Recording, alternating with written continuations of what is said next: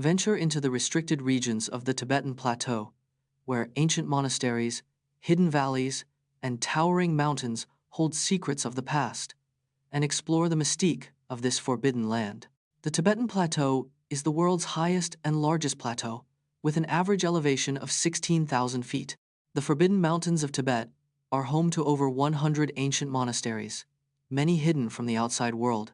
The plateau's unique geography has created over 1,500 glaciers, which are the source of many Asian rivers. Tibet is home to the world's highest peak, Mount Everest, which stands at 29,029 feet above sea level. The region is also home to several unexplored valleys, including the fabled Shangri-La, hidden behind towering mountain ranges. We explore the fascinating phenomenon where NBA MVP winners often struggle to win championships the following season. Since the 1980-81 season, only 12 NBA MVPs have won a championship the following year. Kareem Abdul-Jabbar, the all-time leading scorer, never won a championship in an MVP season. From 2006 to 2018, 12 out of 13 NBA MVPs failed to win a championship the next season. James Harden is one of 5 NBA MVPs to change teams after winning the award, all of whom failed to win a title. The last player to win back-to-back MVPs and championships is Michael Jordan in 1996 and 1997. In the past 40 years, only Magic Johnson, Michael Jordan, and Stephen Curry have won an MVP and championship in the same season.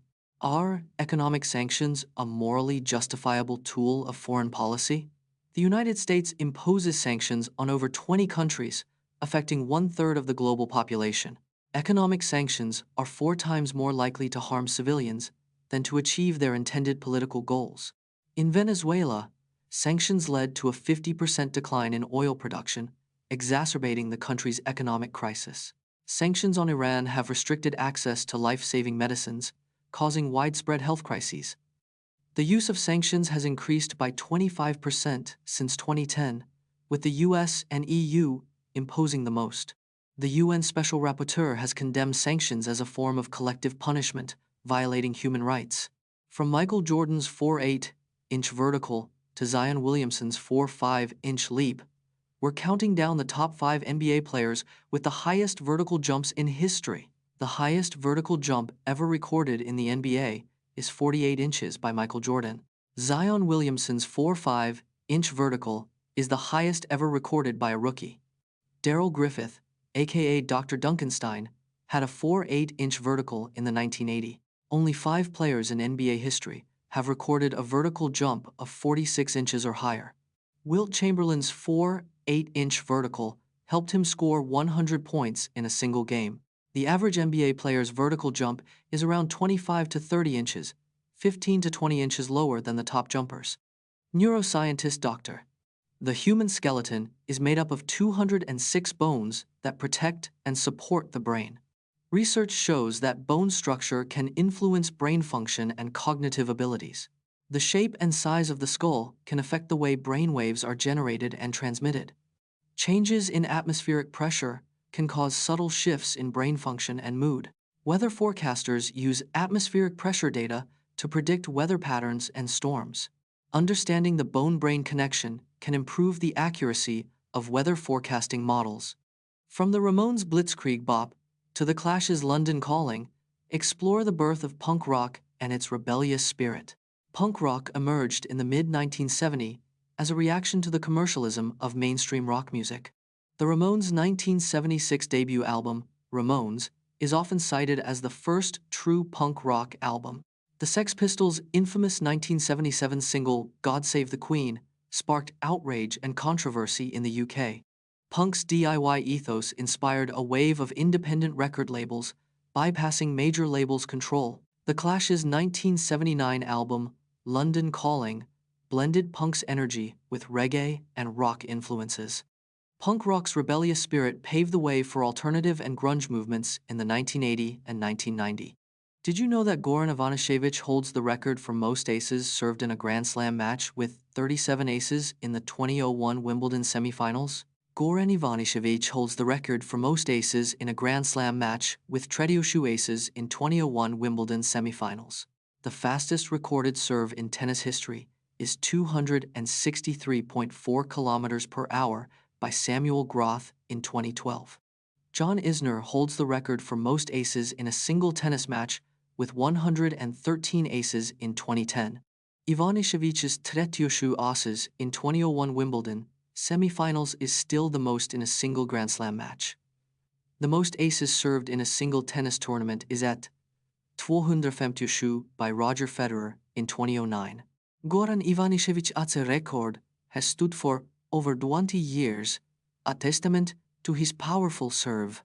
Experience the incredible story of the Republic of Indian stream, which lasted a mere 3 hours in 1839. In 1839, a disputed territory led to the creation of the Republic of Indian stream. The territory was claimed by both the U.S. and Mexico, sparking a border dispute.